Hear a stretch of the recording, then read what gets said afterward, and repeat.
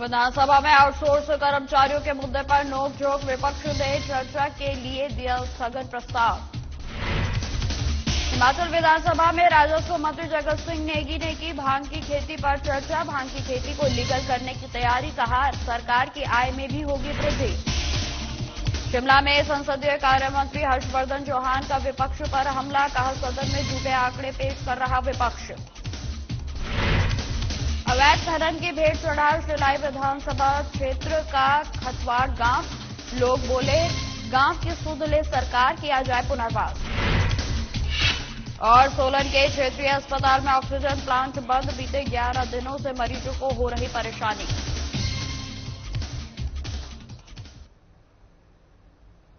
नमस्कार, स्वागत है आप सभी का हिमाचल प्रदेश की खबरों में। मैं आपके साथ निकिता कश्यप। बुलेटिन की शुरुआत करते हैं।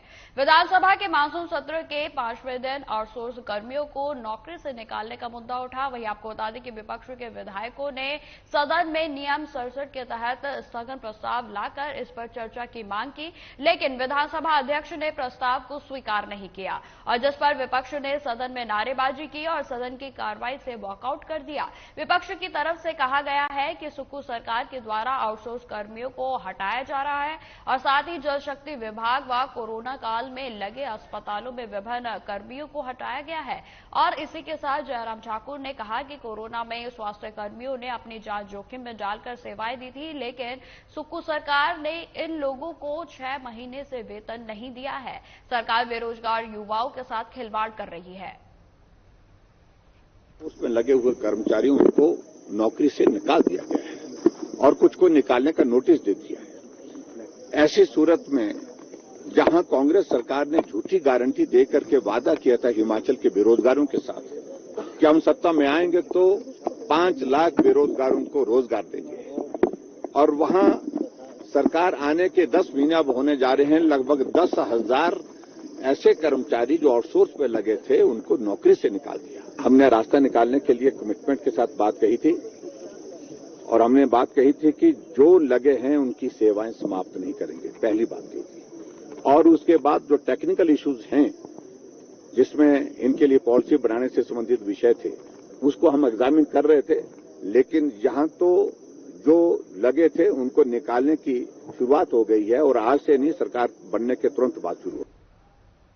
हिमाचल प्रदेश मानसून सत्र के 5वें दिन राजस्व मंत्री जगत सिंह नेगी ने सदन में भांग की खेती को लेकर कमेटी द्वारा रिपोर्ट प्रस्तुत की और उन्होंने कहा कि पड़ोसी राज्य उत्तराखंड सहित अन्य राज्यों में नशा मुक्त भांग की खेती लीगल है। आपको बताते चले कि एनडीपीएस एक्ट में भी भांग की खेती पर राज्यों को लीगल करने का अधिकार दिया गया है। भांग की खेती से प्रदेश की आर्थिक स्थिति को सुदृढ़ करने में मदद मिल सकती है। वह जगत सिंह नेगी ने यह भी कहा कि नशा मुक्त भांग की खेती को हिमाचल प्रदेश में लीगल करने से सरकार की आय में भी वृद्धि होगी और कानून में भी इसका प्रावधान है। सरकार जल्द हिमाचल में भांग की खेती को लीगल कर सकती है। खेती को हिमाचल प्रदेश में लीगलाइज करने के लिए पिछले विधानसभा सत्र में जो है एक प्रस्ताव पूरन ठाकुर जी लेकर आए थे। उस प्रस्ताव में पक्ष और विपक्ष ने दोनों ने उस प्रस्ताव का समर्थन किया था और उस समर्थन को देखते हुए माननीय अध्यक्ष महोदय ने जो है सरकार से एक कमेटी इस बारे में गठन करने का जो है सिफारिश की थी और माननीय मुख्यमंत्री ठाकुर सुखविंदर सिंह सुक्खू ने उस सिफारिश को मानकर जो है एक सर्वदलीय कमेटी का गठन किया।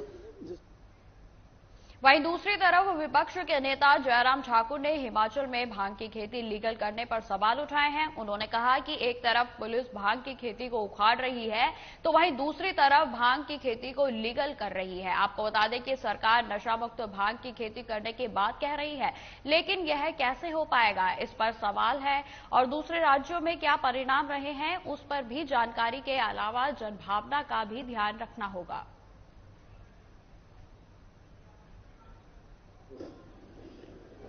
कमेटी ने अपनी रिपोर्ट दी है और उसका थोड़ा अध्ययन करेंगे, उसके बाद ही मुझे लगता कि उचित कहना होगा। लेकिन इस माननीय सदन में एक बार ने अनेकों बार इस विषय पर चर्चा हुई और चर्चा होने के पश्चात जो व्यवहारिक पक्ष अभी तक देखा गया उसमें फिर आगे नहीं बढ़ पाए और वहीं रुक गए। उसकी वजह यही है कि प्रदेश में एक बहुत बड़ा वर्ग भी ऐसा भी है जो ये मानता है कि अगर भांग की खेती को हम प्रोत्साहन देंगे तो नशे का प्रचलन नौजवानों में, नई पीढ़ी में और ज्यादा बढ़ेगा। इसलिए मैंने पिछले कल भी विधानसभा के अंदर इस पर हिमाचल प्रदेश विधानसभा के मानसून सत्र के 5वें दिन आज विपक्ष ने नियम 67 के तहत कोविड काल में आउटसोर्स पर रखे गए कर्मचारियों को निकालने के मुद्दे पर काम रोको प्रस्ताव दिया, जो अस्वीकार कर दिया गया। वहीं आपको बता दें कि इसको लेकर संसदीय कार्य मंत्री हर्षवर्धन चौहान ने कहा कि विपक्ष सदन में झूठे आंकड़े पेश कर रहा है। अगर उन्हें निकालने के ऑर्डर जारी किए गए होंगे तो उन्हें विड्रॉ कर दिया जाए और आपको बता दें कि एक्सटेंशन पर भी विचार किया जाएगा। वहीं मंत्री ने यह भी कहा कि विपक्ष का आउटसोर्स कर्मियों को सैलरी न देने का आरोप गलत है। कोविड के दौरान आउटसोर्स में रखे गए कर्मचारियों को नौकरी से नहीं निकाला गया है, उन्हें जून तक की सैलरी दे दी गई है और जल्द ही पेंडिंग सैलरी भी दे दी जाएगी।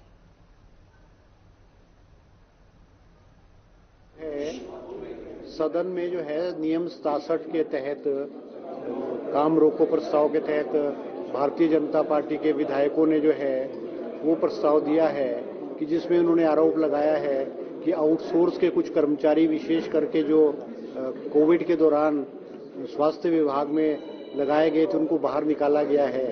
उस पर विस्तृत चर्चा सदन में हुई है और मुख्यमंत्री जी ने जवाब दिया है कि किसी भी कर्मचारी को नहीं निकाला गया है, उनको 3 महीने की एक्सटेंशन दी गई है। नहीं, आज सदन में ये चर्चा हुई है, माननीय विधायक के ठाकुर जी और लखनपाल जी ने इसको किया और मैंने रिपोर्ट दिया है। कागजों के अनुसार 81% जो रोजगार है हिमाचल प्रदेश में वो हिमाचली लोगों को दिया जा रहा है। बद्दी बरोटीवाला नालागढ़ में जो ये आंकड़ा है ये कोई 72% पे है, जो कम है। हमारी पॉलिसी के मुताबिक हर उद्योगपति को जिसको हिमाचल सरकार इंसेंटिव देती है उसको 80% रोजगार उद्योगों में देना पड़ता है। मैंने आज on the floor of the house आश्वासन दिया है, हम विस्तृत रूप से हर उद्योग से जो हमारे नौजवान हिमाचल प्रदेश के लोग हैं उनका नाम, पता। लोकसभा महिला आरक्षण विधेयक को मंजूरी मिलने पर महिलाओं ने जहां खुशी व्यक्त की है और अब महिलाओं ने पीएम नरेंद्र मोदी का आभार व्यक्त किया है। आपको बता दें कि जिला कुल्लू के मुख्यालय ढालपुर में जिला बीजेपी महिला मोर्चा के द्वारा खुशी व्यक्त की गई और कहा गया कि इससे अब देश भर में महिलाओं का सम्मान बढ़ा है। और जिला कुल्लू बीजेपी महिला मोर्चा के अध्यक्ष कमलेश शर्मा ने बताया कि देश की लोकसभा ने नारी शक्ति वंदन विधेयक को मंजूरी दे दी है। इस बिल में सदन के निचले सदन और राज्य विधानसभाओं में 33% सीट महिलाओं के लिए आरक्षित करने का प्रावधान है। अपनी कुल्लू जिला की समस्त बहनों की ओर से माननीय यशस्वी प्रधानमंत्री श्री नरेंद्र मोदी जी का हम बहुत बहुत धन्यवाद करते हैं।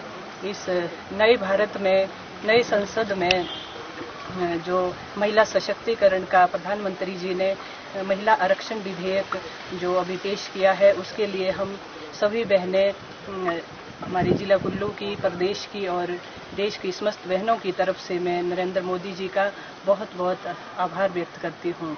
आज बहुत ही हर्ष और उल्लास का विषय है और मेरी बहनों के चेहरे की चमक आपको ये बता रही है कि सब बहनें कितनी उत्साहित हैं। और ये सिर्फ भाजपा की महिलाओं के लिए नहीं हुआ, प्रधानमंत्री नरेंद्र मोदी जी ने समस्त भारत की नारी शक्ति को जब संसद में उन्होंने पहली बार प्रवेश किया नए संसद भवन में, तो जैसे वहाँ हमारे सनातन धर्म में लक्ष्मी का पूजन सबसे पहले किया जाता है जब हम गृह प्रवेश करते हैं, तो प्रधानमंत्री नरेंद्र मोदी जी ने सबसे पहले वहाँ पे नारी शक्ति रूपी लक्ष्मी के लिए जो एक विधेयक रखा वहाँ पे नारी शक्ति वंदन के नाम से, उसका भारत की समस्त महिलाएं स्वागत। सिरमौर जिले में शिलाई विधानसभा क्षेत्र के तहत खतवाड़ गांव में खनन के चलते पिछले 3 दशकों से तिल तिल कर खाई की तरह खिसकता जा रहा है। वहीं आपको बता दें कि गांव की सैकड़ों बीघा जमीन और 6 मकान खाई में समा चुके हैं। लगभग 2 दर्जन मकानों में दरारें आ गई है और इसी समस्या को लेकर खतवाड़ के ग्रामीण अपनी समस्या को लेकर उपायुक्त से मिलने पहुंचे और उसके बाद प्रेस कॉन्फ्रेंस में बोलते हुए ग्रामीणों ने बताया कि लगातार खनन और माइनिंग के चलते उनका गांव धीरे धीरे खत्म होता जा रहा है और उन्होंने सरकार से मांग की है कि या तो उनका पुनर्वास किया जाए या फिर उन्हें इससे राहत दिलाई जाए, अन्यथा वो लोग आंदोलन करने को मजबूर हो जाएंगे। इस वक्त विकराल रूप धारण करा हुआ है और किस्सा भी देखते हैं कि कोई घर से बेघर थोड़ी हो रहा, तो हम लोग तो घर से बेघर हो रहे इन खदानों से। जो ये 2 खदानें हैं, एक जयसिंह ठाकुर की है, एक बलवीर सुप्पाराम की है। इनसे हमारी ये मांग है तुरंत प्रभाव से जो है खदान का काम डिलीवरी का भी, और अंदर जो है कोई काम नहीं होना चाहिए, कोई गतिविधियां नहीं होनी चाहिए। हमें पहले उजड़े हुए परिवारों को, जो उजड़ चुके हैं और जो उजड़ने के कगार पे हैं, 10, 12, 15 परिवार, उनको दूसरी जगह बसाया जाए। उसके बाद की बातें अति माइन चलाने की, तब क्या कहते हैं। और दूसरी बात, ये जो वर्तमान में नियम है, इस तरह तो हम सारा जो है हमारी कुछ भी वहां बचेगा नहीं 1-2 साल में। तो हमारा ये है कि हमें दूसरी जगह बसाया जाए, सुरक्षित जगह, मूलभूत सुविधाओं।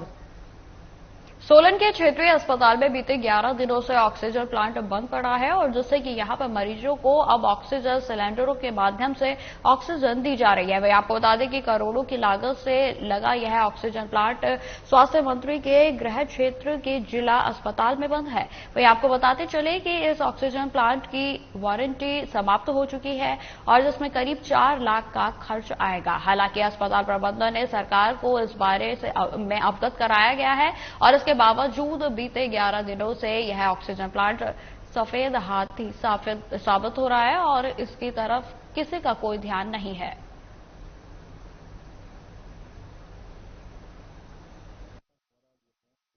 हमें हो गया 1.5 साल से ऊपर हो गया लगे हुए, और बड़े अच्छे से हम इस प्लांट को चला पा रहे थे। गवर्नमेंट से जो डायरेक्शन हमको आती होती है टाइम से, और गवर्नमेंट से जो फंडिंग आती होती है, उसके हिसाब से हमने पाइपलाइन्स बिछा दी थी हॉस्पिटल में, और प्लांट हमारा बड़ा अच्छे से फंक्शनल कर रहा है। अभी भी कर रहा है, ऐसा नहीं है कि अभी प्लांट काम नहीं कर रहा, पर कुछ दिक्कतें इसमें पेश आई हैं। एक तो ये कि जो हमारे कंप्रेसर्स हैं, 2 कंप्रेसर्स हमारे लगे हुए हैं। एक तो शुरू में ही लग गया था, एक बाद में कुछ महीने 8 महीने ठहर के जो है वो लगाना पड़ा था। गवर्नमेंट ने डायरेक्शन थी गवर्नमेंट के, वो आ गया। अब खबर मंडी से है, जहां शैक्षणिक सत्र 2023 से 24 के लिए नामांकित स्नातकोत्तर छात्रों के लिए सरदार पटेल विश्वविद्यालय में 6 दिवसीय दीक्षा आरंभ छात्र प्रेरणा कार्यक्रम आयोजित किया गया। और इस कार्यक्रम में बतौर मुख्य अतिथि नगर निगम आयुक्त HS राणा ने शिरकत की। कार्यक्रम का शुभारंभ दीप प्रज्वलित कर किया गया, और इस दौरान मुख्य अतिथि HS राणा ने छात्र छात्राओं के साथ अपने जीवन का अनुभव साझा किया और छात्र छात्राओं से नशे से दूर रहने का आग्रह किया। उन्होंने छात्र छात्राओं से आग्रह किया है कि अगर जीवन में कुछ पाना चाहते हो तो अपना लक्ष्य निर्धारित कर उसका पीछा तब तक ना छोड़े जब तक उसको हासिल ना कर ले।